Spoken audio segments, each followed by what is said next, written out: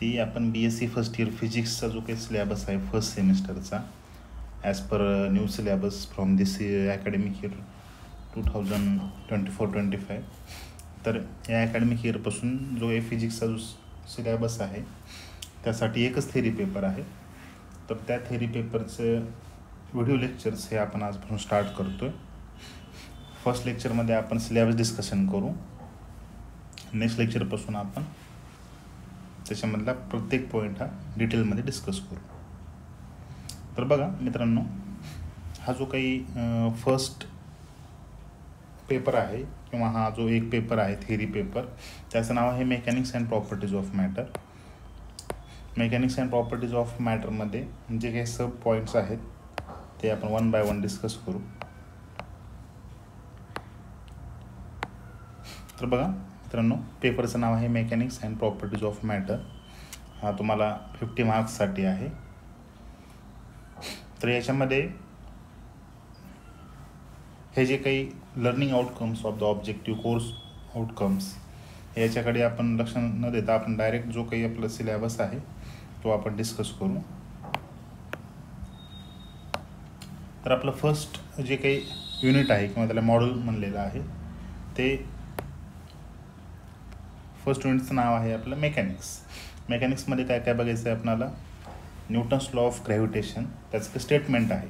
म्हणजे आपल्याला याचं डिटेल प्रूफ न बघता फक्त स्टेटमेंट म्हणलेलं आहे सिलेबसमध्ये. त्यानंतर हे ग्रॅव्हिटेशनच्या बाबतीत आहे. त्यानंतर ग्रॅव्हिटेशनल फील्ड किंवा ग्रॅव्हिटेशनल पोटेन्शियल.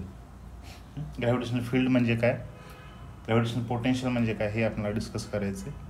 त्यानंतर पॉईंट मासमुळं जे काय ग्रॅव्हिटेशनल फील्ड ग्रॅव्हिटेशनल पोटेन्शियलची व्हॅल्यू आपल्याला कॅल्क्युलेट करायची, त्याचं एक्सप्रेशन बघायचं आहे, ग्रॅव्हिटेशनल पोटेन्शियल ऑफ मास. त्यानंतर स्पेरिकल शेल आणि सॉलिड स्पियर, स्पेरिकल शेल आणि सॉलिड स्पियर याच्यामुळं क्रिएट होणारं ग्रॅव्हिटेशनल पोटेन्शियल आपल्याला बघायचं आहे, त्याचे एक्सप्रेशन आहेत. यामध्ये 3 कंडिशन आहेत. जर आपला रेफरन्स पॉईंट आपण घेतलेला पॉईंट जर ॲट अ पॉईंट आउटसाईड असेल, इनसाईड असेल किंवा ऑन द सरफेस असेल, म्हणजे तो आपण घेतलेला रेफरन्स पॉईंट हा स्पेरिकल शेलच्या किंवा सॉलिड स्पियरच्या आउटसाईडला असेल तर त्याच्या पोटेन्शियलची व्हॅल्यू आपल्याला काढायचं आहे. इनसाईडला असेल तर त्याची व्हॅल्यू आपल्याला काढायचं आहे आणि ऑन द सरफेसला असेल त्याचं व्हॅल्यू आपल्याला काढायचं आहे. त्यानंतर आपल्याला बघायचं आहे कंपाऊंड पेंडुलम, त्यामध्ये आपल्याला त्याचं एक्सप्रेशन बघायचं आहे टाईम पिरियडचं. त्यानंतर आपल्याला बघायचं interchangeability of centre of suspension and oscillation, caterers pendulum आणि प्रॉब्लेम्स. तर ह्या थेरी जे काही युनिट आहे थेरी पॉईंट्स बघितल्यानंतर आपल्याला प्रत्येक पॉईंट्सवरले प्रॉब्लेमसुद्धा बघायचे आहेत. तर हे मेकॅनिक्सचं युनिट झालं पहिलं. त्यानंतर नेक्स्ट युनिट जे आहे ते इलास्टिसिटीचं आहे. ते इलास्टिसिटीमध्ये ह्याचा बराच पार्ट तुम्हाला 11-12ला झालेलाच आहे. तर हा डिटेलमध्ये तुम्हाला इथे शिकायचा आहे. सेकंड युनिट किंवा सेकंड मॉड्यूल जे आहे ते इलास्टिसिटीचं आहे. त्यामध्ये आपल्याला काय बघायचं, इंट्रोडक्शन बघायचं आहे, स्ट्रेस आणि स्ट्रेन बघायचं आहे. स्ट्रेस आणि स्ट्रेनवर डिपेंड असलेला लॉ आहे तो म्हणजे हुक्स लॉ, तो आपल्याला बघायचा आहे. त्यानंतर 3 टाईपचे कोइफिशियंट आहेत इलास्टिसिटीमध्ये. कोणकोणते? यंग्स मॉड्युलस, बल्क मॉड्युलस आणि मॉड्युलस रिजिडिटी. यंग मॉड्युलसला आपण वायनं डिनोट करतो, बल्क मॉड्युलसला केनं आणि मॉड्युलस ऑफ रिजिडिटीला इटानं. त्याची डिटेल स्टडी आपल्याला करायचं आहे. त्यानंतर twisting couple on a cylinder, bending of beam. त्यामध्ये बेंडिंग ऑफ बीममध्ये सब पॉईंट्स आहेत कोणकोणते? Bending moment, cantilever loaded at centre, at free end. आणि ह्याच्यामध्ये पण 2 कंडिशन आहेत.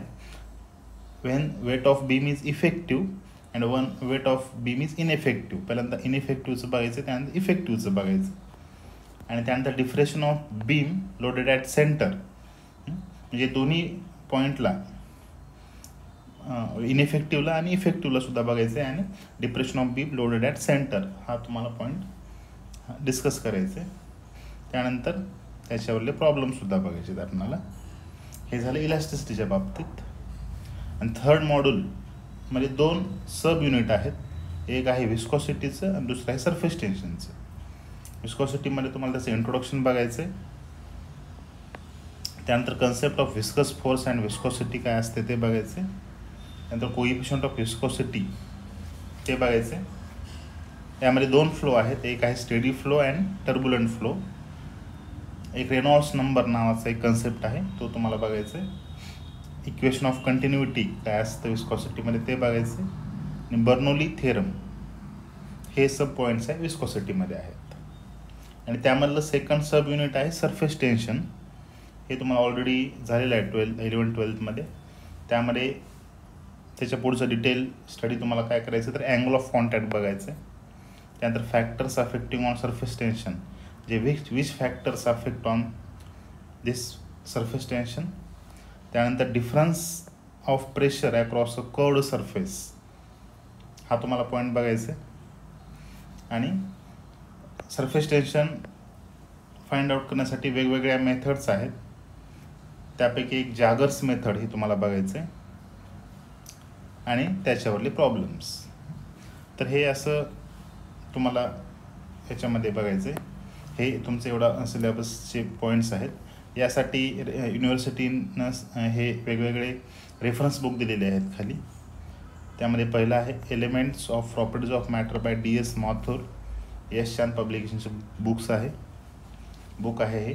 त्यानंतर physics for degree student CL Arora, हे पण यश चांद पब्लिकेशनचं आहे.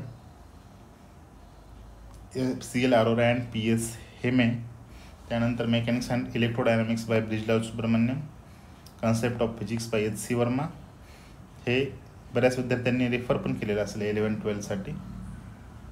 आणि 5वं रेफरन्स बुक दिलेलं आहे university physics by Sears and Zemansky, Pearson पब्लिकेशनचं. तर याच्यामध्ये बरेच विद्यार्थी हे elements of properties of matter DS Mathur किंवा concept of physics HC Verma फॅमिलीला असलेले हे बुक्स आहेत, रेफर करतात. ते इझिली अवेलेबल पण होतात. तर हा पर्टिक्युलर सिलेबस आहे. तर याचे डिटेल्स व्हिडिओ लेक्चर्स आपल्याला 1 by 1 पाहायचे आहेत. तर आपण नेक्स्ट लेक्चरमध्ये न्यूटन्स लॉ ऑफ ग्रॅव्हिटेशन आपण सुरू करू. थँक्यू.